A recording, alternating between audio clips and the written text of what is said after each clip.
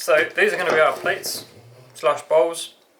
When I made these, I put a little X in the middle for where the drawing compass went around, and that makes it a lot easier for centering when it comes to putting this faceplate on for these. So I've made this, which is just a piece of wood that fits down the centre of the faceplate all the way to there, but it gives me a centre point, and I happen to have a Bradle pointy poker stick thing that you put down the middle and you pop it through your faceplate, and then you can line up to exactly where the centre is.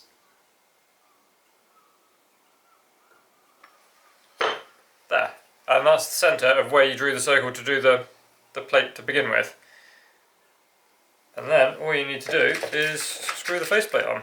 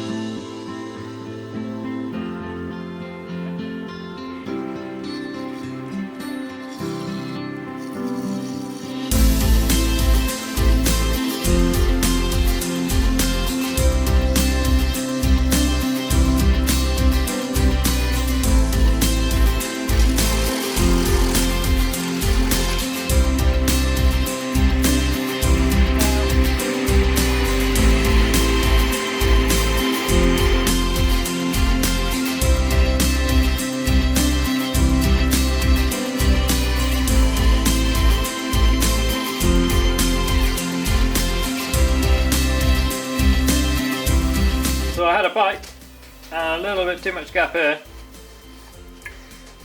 which is partly my fault, but also if you look at the crack on this, broke the tip of the tool off.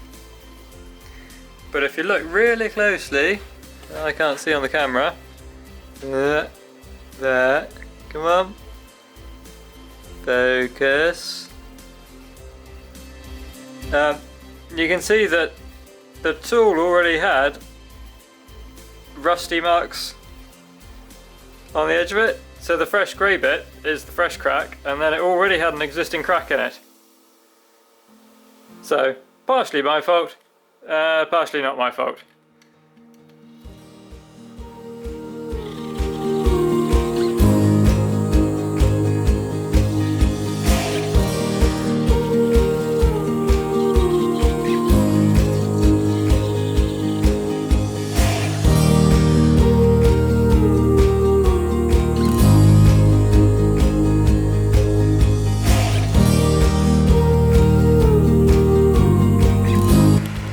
Right, since the sun's moved and it's all a bit dark, this one's going to happen quickly.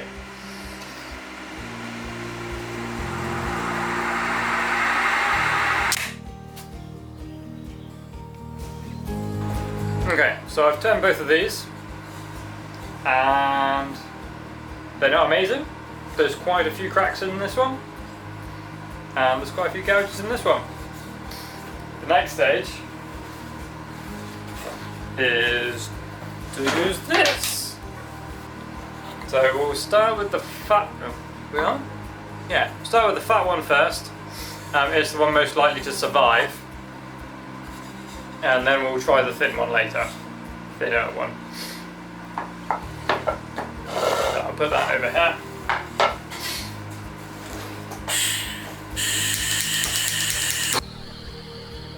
So I believe this technique works, and also why the bowls are so hard to turn is that the two different colours of grain in this wood, which is Douglas fir, are very different densities, and the very pale one that's turning black is a lot less dense than the other one, and therefore it requires a lot less heat to burn. It also means that it's very weak when it comes to having tooling applied to it, which makes bits tend to snap out the edge of the bowls, which was a problem earlier.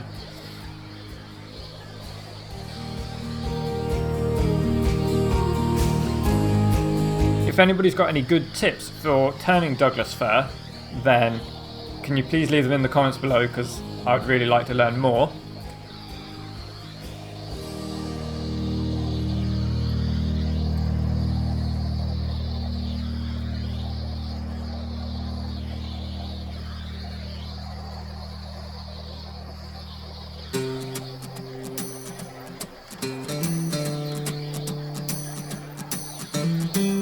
And because this is a natural-ish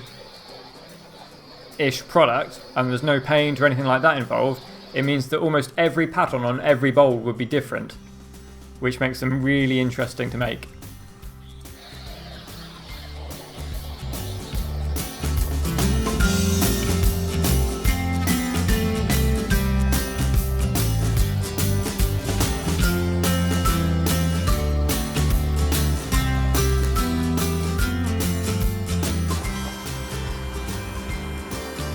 I'm using this one, mainly because it's food safe.